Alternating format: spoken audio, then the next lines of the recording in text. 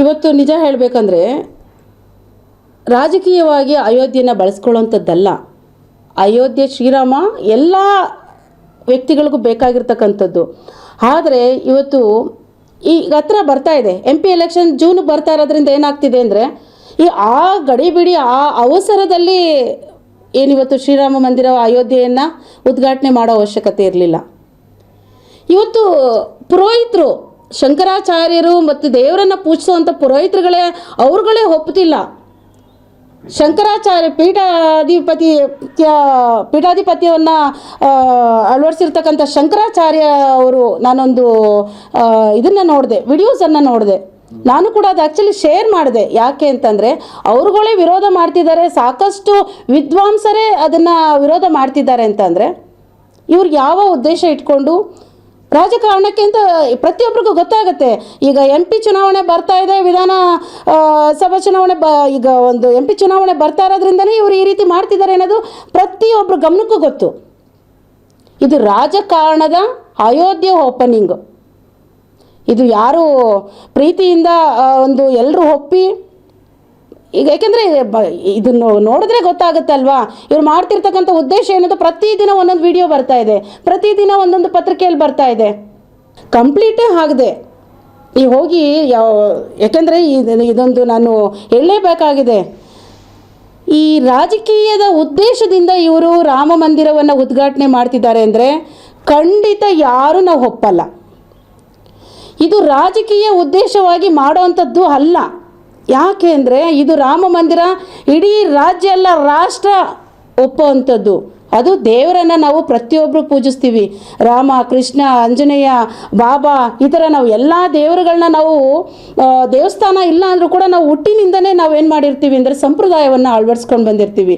ಈಗ ನಾವು ಕುತ್ಕೊಂಡಿದ್ದೀವಿ ಅಂದರೆ ನಮ್ಮ ಪಕ್ಕದಲ್ಲಿ ದೇವರು ಇರ್ತಾರೆ. ಆ ಭಗವಂತನ ನಾವು ಒಂದು ಪೂಜೆ ಸಲ್ಲಿಸಿ ನಮ್ಮ ಆತ್ಮಕ್ಕೆ ಒಂದು ನಾವು ಏನೋ ಒಂದು ಕೆಲಸ ಮಾಡ್ತಿದ್ದೀವಿ ಅಂದರೆ ಆ ಒಂದು ಭಕ್ತಿ ದೇವರಿಗೆ ಸಲ್ಲಿಸಿ ನಂತರ ನಾವು ಕೆಲಸ ಶುರು ಮಾಡಬೇಕು ಅಂತ. ಅದೇ ರೀತಿಯಲ್ಲಿ ಇವತ್ತು ನಮ್ಮ ರಾಮ ಮಂದಿರವನ್ನು ಶುರು ಮಾಡ್ತಿದ್ದಾರೆ ಅಥವಾ ಪೂಜೆ ಸಲ್ಲಿಸ್ತಾ ಇದ್ದಾರೆ 22ನೇ ತಾರೀಕು ಅಂದರೆ, ಮತ್ತೆ ಆ ರಾಮ ಮಂದಿರದಲ್ಲಿ ಕೆತ್ತನೆ ಆಗಿರ್ಬೋದು ಅಥವಾ ಇನ್ನೊಂದು ಮತ್ತೊಂದು ವಿಘ್ನ ಆಗಲ್ಲ ಅನ್ನೋದಾದರೆ ಓಕೆ, ನೀವು ಪೂಜೆ ಸಲ್ಲಿಸಿ. ನೀವು ಅರ್ಧಂಬರ್ಧ ಕೆಲಸ ಮಾಡಿ ನೀವು ಪೂಜೆ ಸಲ್ಲಿಸ್ತೀರಾ ಅಂತಂದರೆ ಅದು ಸಾಧ್ಯನಾ? ಅದು ಒಳ್ಳೆಯದಾ? ಯಾವ ಸಂಪ್ರದಾಯ ಒಪ್ಪುತ್ತೆ? ಯಾವ ವ್ಯಕ್ತಿ ಒಪ್ತಾರೆ? ಇವತ್ತು ಇವರು ಮಾಡ್ತಿರ್ತಕ್ಕಂಥದ್ದು RSS ಅನ್ನೋ ಒಂದು ಇವರ ಸಿದ್ಧಾಂತದ ಮೇರೆಗೆ ಇವರು ರಾಜಕೀಯವಾಗಿ ಇವರು ಪೂಜೆ ಸಲ್ಲಿಸ್ತಿದ್ದಾರೆ. ಯಾವುದೇ ವಿತೌಟ್ ರಾಜಕೀಯ ಬಿಟ್ಟು ಇವರು ಮಾಡಿದ್ರೆ ಎಲ್ಲ ಪಕ್ಷದವರು ಕೂಡ, ಎಲ್ಲ ಜಾತಿ ಜನಾಂಗದವರು ಕೂಡ, ಎಲ್ಲರೂ ಕೂಡ ರಾಮ ಭಕ್ತರೆ. ಯಾರು ಕೂಡ ಇವತ್ತು ರಾಮನ, ಮುಸ್ಲಿಮ್ಸು ರಾಮನ ಪ್ರೀತಿ ಮಾಡಲ್ವಾ? ಪೂಜೆ ಸಲ್ಲಿಸಲ್ವಾ? ಕ್ರಿಶ್ಚಿಯನ್ ಮಾಡಲ್ವಾ? ಅವರವರ ಮನಸ್ಸಿಗೆ ಅವರವರ ದೇವರನ್ನ ಭಯ ಭಕ್ತಿಯಿಂದ ಮಾಡೇ ಮಾಡ್ತಾರೆ. ಹಿಂದೂ ಹಿಂದೂ ಹಿಂದೂ ಅಂತ ಹೇಳಿ ಏನು ಹಿಂದೂ ಧರ್ಮ ಫಾಲೋಅಪ್ ಮಾಡ್ತಾ ಇದ್ದೀರಾ? ಕೋಮುವಾದವನ್ನು ಸೃಷ್ಟಿ ಮಾಡೋದು ಹಿಂದೂತ್ವನ? ರಾಮನ ಹೆಸರು ಹೇಳ್ಕೊಂಡು ರಾಜಕೀಯ ಮಾಡ್ತಕ್ಕಂಥದ್ದು ಹಿಂದುತ್ವನ? ಅಥವಾ ಬಡ ಜನರಿಗೆ ತೊಂದರೆ ಮಾಡ್ತಕ್ಕಂಥದ್ದು ಹಿಂದುತ್ವನ? ಮಣಿಪುರದಲ್ಲಿ ಎಷ್ಟು ಕೊಲೆಗಳಾಯಿತು, ಎಷ್ಟು ಹೆಣ್ಣುಮಕ್ಕಳಿಗೆ ಅವಮಾನ ಮಾಡಿದ್ರು, ಅದು ಹಿಂದುತ್ವನ? ಇವತ್ತು ಯಾಕೆ ನಾನು ಈ ಮಾತುಗಳನ್ನ ನಾನು ಹೇಳ್ತಾ ಇದ್ದೀನಿ ಅಂದರೆ ಇವ್ರು ಮಾಡ್ತಕ್ಕಂಥದ್ದೆಲ್ಲ ಕೂಡ ಕೆಟ್ಟ ಕೆಲಸಗಳು. ಅದು ಹೇಳೋದು ಮಾತ್ರ ಹಿಂದುತ್ವ ಅಂತೇಳಿ ಹಿಂದೂ ಧರ್ಮನ ಹಾಳು ಮಾಡಲಿಕ್ಕೆ ಇವರು ಒಂದು ರಾಜಕೀಯವನ್ನು ಉಪಯೋಗಿಸ್ಕೊಳ್ತಾ ಇದ್ದಾರೆ. ಅಲ್ಲ, ಇಲ್ಲಿ ಎಲ್ಲ ಜಾತಿ ಜನಾಂಗದವರು ಕೂಡ ಅವರವರ ದೇವರನ್ನು ಅವರವರ ಭಕ್ತಿಯಿಂದ ಪೂಜೆ ಮಾಡೇ ಮಾಡ್ತಾರೆ. ಅದರ ಜೊತೆಗೆ ಹಿಂದುತ್ವ ಅಂತ ಬಂದಾಗ ಹಿಂದುತ್ವದ ಹೆಸರು ಹೇಳ್ಕೊಂಡು ರಾಜಕೀಯ ಮಾಡಬೇಡಿ.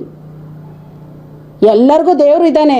ಈಗ ನಾನು ಬಾಬಾ ಭಕ್ತಳು. ಬಾಬಾ ಹಂಗಾರೆ ಮುಸ್ಲಿಮು. ಬಾಬನಾಗಾದ್ರೆ ನಾವು ಕಾಲಲ್ಲಿ ಒದ್ಬಿಡ್ತೀವ? ಭಗವಂತ ಅಂತ ಪೂಜೆ ಮಾಡ್ತೀವಿ. ರಾಮ ನಾವು ದೇವರನ್ನು ಪೂಜೆ ಮಾಡ್ತೀವಿ. ಸೀತಾಮಾತೆ ಪೂಜೆ ಮಾಡ್ತೀವಿ. ಯಾಕೆಂದರೆ ಒಬ್ಬೊಬ್ಬರಲ್ಲಿ ಒಂದೊಂದು ತತ್ವಗಳನ್ನು ನಾವು ಕಲ್ತ್ಕೊಂಡಿರ್ತೀವಿ. ಸ್ವಾದಿಷ್ಟತೆಯ ಸ್ವಾದ, ತಾಜಾತನದ ಆಹ್ಲಾದ, ಉತ್ತಮ ಆರೋಗ್ಯ ಮತ್ತು ಹೆಚ್ಚಿನ ರೋಗ ನಿರೋಧಕ ಶಕ್ತಿಯ ವೃದ್ಧಿಗೆ ಈಗ ನಿಮಗೆ ಸಿಗುತ್ತಿದೆ ಉತ್ತಮ ಗುಣಮಟ್ಟದ ಪೌಷ್ಟಿಕಾಂಶ Shri Vaidik millet health mix. ಇದು ಸಿರಿಧಾನ್ಯಗಳ ಸಂಪತ್ತು.